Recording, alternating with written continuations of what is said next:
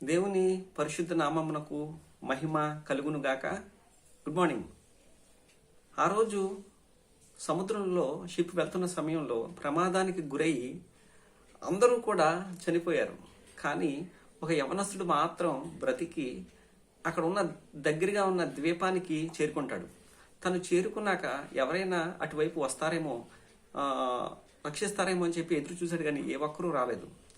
తనకు అర్థమైపోయింది, ఇంకా నేను ఇక్కడి నుంచి వెళ్ళలేను అని చెప్పి అర్థమైపోయిన ఆ కుర్రవాడికి తను అక్కడ ఆ దీవిలో ఏవైతే దొరుకుతున్నాయో ఆ చెక్క ముక్కలు కావచ్చు, కర్రలు కావచ్చు, అవన్నీ కూడా సమకూర్చుకొని తన కొరకు ఒక చిన్న గుడారాన్ని ఏర్పరచుకున్నాడు.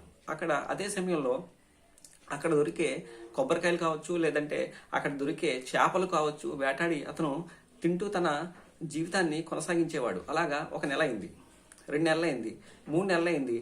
ఈలోపు అతను దేవుడికి ప్రార్థిస్తున్నాడు, ప్రభు ఇక్కడి నుంచి నన్ను బయట తీసుకువెళ్ళు, ప్రభు ఇక్కడి నుంచి నన్ను బయటికి తీసుకెళ్ళిన సమయంలో, ప్రార్థన చేస్తున్న సమయంలో ఏ ఒక్కరూ కూడా ఆచూకీ అక్కడ కనిపించలేదు. అదే సమయంలో ఒకరోజు ఆ కుర్రవాడు సాయంకాలం వేళ తను చేపలు పట్టుకుని తిరిగి వస్తున్నప్పుడు ఒక గాలి వీచి అక్కడ తుఫాను వాతావరణం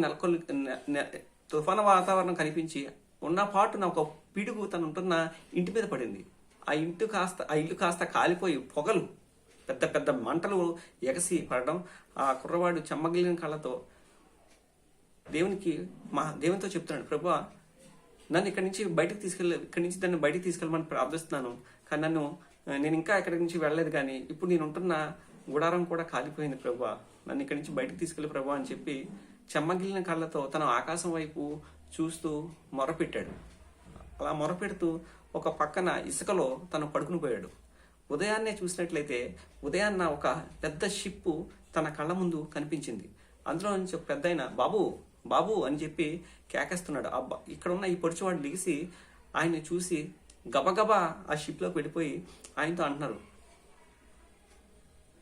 ఏమండి నేను ఇక్కడ ఉన్నానని మీకెలా తెలిసింది, నేను ఇక్కడ ఉన్నానని మీకెలా తెలిసింది అని చెప్పి ఎంతో యాంగ్జైటీగా అడిగినప్పుడు ఆ పెద్ద ఆయన, రాత్ర నేను వేరే డైరెక్షన్లో వెళ్ళిపోవాలి బాబు, కానీ ఇక్కడ మంటలు పొగ చెలరేగడం వల్ల ఇక్కడ ఎవరో ఉన్నారు ఈ దీవిలో అని చెప్పి నేను ఈ పక్కగా నన్ను ఎవరో పిలుస్తున్నట్టుగా నాకు అనిపించింది, అందుకే ఈ పక్కగా నేను రావాల్సి వచ్చింది, నేను వచ్చాను నువ్వు కనిపించావు అని చెప్పి అనగానే ఆ కుర్రవాడికి కళ్ళలో నుంచి కన్నీళ్లు కారటం, కృతజ్ఞత కలిగి తను కన్నీళ్లు విడిచటం మనం చూస్తాం. దేవుడి ప్రభువా నా ప్రార్థన విన్నావా, నువ్వు ప్రార్థన వింటలేదేమో నేను అనుకున్నాను, కానీ నన్ను విడిపించడానికి కరెక్ట్ అయిన సమయంలో నియామక కాలంలో ఎవరిని నువ్వు ఏర్పాటు చేయాలా, వారిని ఏర్పాటు చేసిన నీ దీవిలోంచి బయటికి తీసుకెళ్ళడానికి నువ్వు ప్రణాళిక కలిగి ఉన్నావా అని చెప్పి ఆ కుర్రవాడు కన్నీళ్లు విడిచి దేవునికి కృతజ్ఞత తెలుపుతాడు.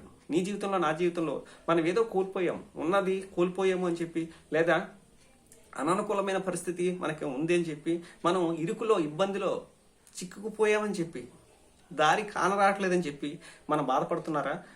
నేను కూడా ఒక విషయాన్ని గుర్తించాలి. అది ఏంటి అంటే, దేవుడు తాను ప్రేమించే వారందరికీ సమస్తమును సమకూడి చేయుటకి, మేలు కొరకు చేయుటకే ఆయన ప్రతి కార్యము నీ జీవితంలో నా జీవితంలో చేస్తారు అనే విషయం నేను గమనించాలి. దేవుడు మనం మర్చిపోవడానికి మనం ఆయన అన్యాయస్తుడు కాదు, మనం ఆయన పిల్లలం. ఆయన సరైన సమయంలో సరైన రీతిగా సరైన విధానంలో నన్ను బయటికి తీసుకెళ్తాడు. యోసేపు జీవితాన్ని చూసినట్లయితే మొత్తం ప్రతికూలతే. అక్కడ అన్నల దగ్గర కావచ్చు, ఫొతేఫర్ ఇంట్లో కావచ్చు, ఆ చెరసాల కావచ్చు, ప్రతి చోట యోసేపు జీవితంలో అంతా కూడా అననుకూలత, వ్యతిరేకత. కానీ ఒక సమయం వచ్చింది, ఆయన ప్రధానమంత్రి అయిపోయాడు. నేను కూడా నీ జీవితంలో నా జీవితంలో కూడా దేవుడు ఒక సమయాన్ని ఫిక్స్ చేస్తాడు. ఆ ఫిక్స్ చేసిన సమయానికి నేను కూడా హెచ్చించబడతాము. దేవుడు నన్ను హెచ్చించిన తర్వాత ఆయనకి కృతజ్ఞతాస్తుతులు తెలియజేస్తూ అనేక మందికి ప్రకటిస్తాం. ఈ విషయాన్ని గుర్తుపెట్టుకోండి. దేవుడు మీతోనే మాట్లాడుతున్న నా ద్వారా.